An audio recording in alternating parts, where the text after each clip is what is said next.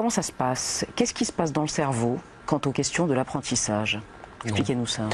Mettons que je vous donne une liste de planètes, les planètes du système solaire à apprendre. À nous tous. Mercure, Vénus, Terre, Mars, Jupiter, Saturne, Uranus, Neptune, et on discute et Pluton, sur Pluton. Planète naine. Rétrogradé récemment naine. Rétrogradé, voilà. Il y a eu un rétropédalage. Il y a eu un rétropédalage au niveau cosmique, oui. Combien de temps il va falloir pour apprendre cette liste d'items? On compte qu'il faut à peu près 5 répétitions. Voilà. Il faut que ça rentre. On ne peut pas le faire en une fois. Et ce qui se passe, ce qu'on sait aujourd'hui, c'est que le cerveau se reconforme pour garder l'empreinte des notions qu'on est censé acquérir au fil des répétitions. Et en l'an 2000, le prix Nobel de médecine a été attribué à Eric Kandel, un neurobiologiste, qui a découvert un mécanisme biochimique qui s'appelle la potentiation à long terme et qui explique comment le cerveau se reconfigure en réponse à l'apprentissage. En gros, quand vous devez mémoriser une liste de notions, les neurones, vous savez, les cellules nerveuses qui nous permettent de penser, modifient leurs connexions, les fameuses synapses. C'est-à-dire que les liens entre eux se resserrent. La synapse qu'on voit ici se remplit de neurotransmetteurs, qui sont les molécules qui permettent à l'influx nerveux de circuler. Elle grossit et c'est un ciment neuronal qui permet la constitution de réseaux de neurones privilégiés où l'information va circuler et va être garante finalement du maintien de ce concept. Et on considère aujourd'hui qu'il faut un réseau de neurones par concept, par planète en l'occurrence. Alors ce que ça veut dire, c'est qu'il faut la répétition pour produire ce phénomène de potentiation à long terme. Il faut insister. Et donc en classe, il faut passer du temps sur une notion.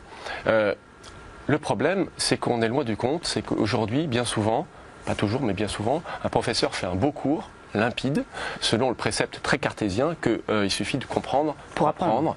Et le problème, c'est qu'après tout ce travail de répétition, c'est à charge de l'élève de le produire personnellement, chez lui, c'est les devoirs à la maison, dont on avait compris qu'ils étaient, déjà depuis 1956, qu'ils étaient peut-être à proscrire, mais qui en font un retour en force. Et donc l'élève va devoir faire ça chez lui, et évidemment, le succès dans cette entreprise va résulter beaucoup de son environnement personnel.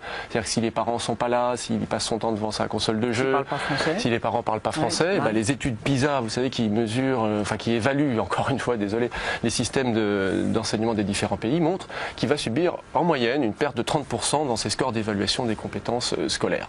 Donc ça crée des inégalités. Donc, évitons, essayons peut-être de passer plus de temps sur les notions à l'école.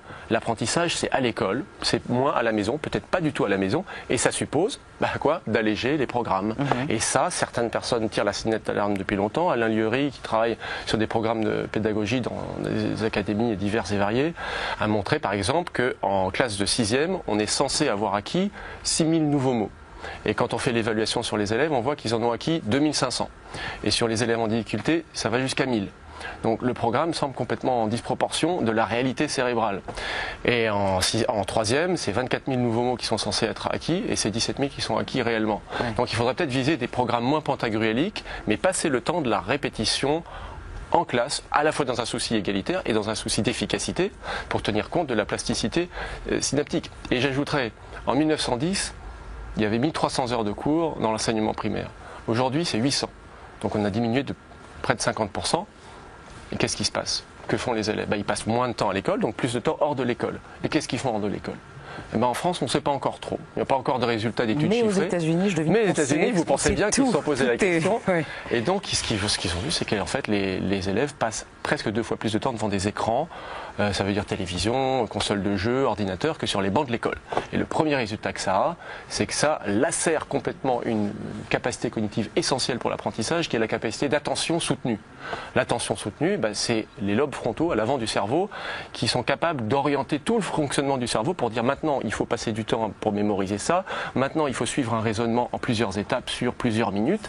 Et ça, c'est les lobes frontaux qui le font. Et quand on est soumis à des stimulations très rapides, comme ça peut être le cas à la télévision ou sur des consoles de jeu, et très intenses, ça produit ce qu'on appelle une attention exogène. C'est-à-dire que l'attention est pilotée par les stimulus extérieurs. Et une fois que ça s'éteint, le cerveau doit faire ça tout seul et il n'y arrive pas.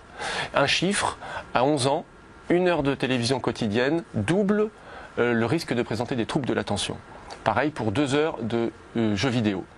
Donc je crois que là, il faut tirer une sonnette d'alarme et prendre en compte cette réalité cérébrale pour protéger peut-être les enfants de tout ce qui brise les capacités attentionnelles. Donc on parle beaucoup, augmenter le nombre d'enseignants, les moyens c'est très bien, mais il faut savoir comment on fait de l'apprentissage. Et là, je pense qu'il faut effectivement peut-être réduire les programmes, s'assurer que les connaissances sont bien ancrées. Et il y a des moyens de suivre je préfère dire suivre que de l'évaluer. Il y a des moyens de suivre chez un élève combien il lui faut de répétitions pour acquérir ces concepts, et puis dire aux enfants et à leurs parents que la capacité attentionnelle, qui est le socle de l'apprentissage, elle est très fragile à cet âge, et qu'elle est mise à mal par l'environnement hyper stimulant auquel ils sont soumis dès qu'ils sortent de classe.